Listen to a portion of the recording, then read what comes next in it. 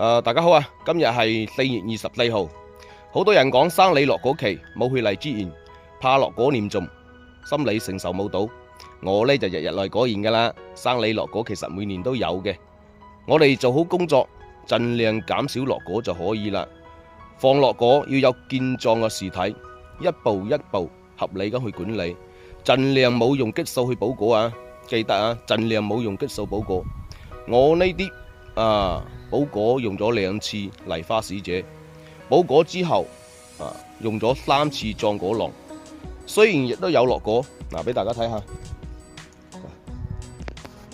下，不過仲有嘅，係嘛？仲有未成光頭強，幼果期使用壯果囊可以緩解生李落果，可以加強細胞分裂，增加細胞數量，促進果實嘅橫向生長同埋縱向生長，提高果實嘅膨大力同埋產量，改善品質。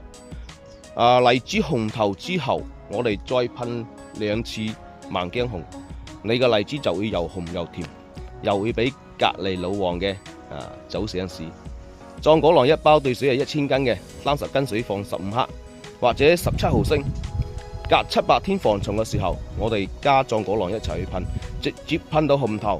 期間呢，你冇需要再加其他葉面肥。未備好嘅朋友就揸緊時間備好。快遞需要3、5天時間嘅，祝大家萬事如意。仲有嘅，係嘛？咦，未落得了，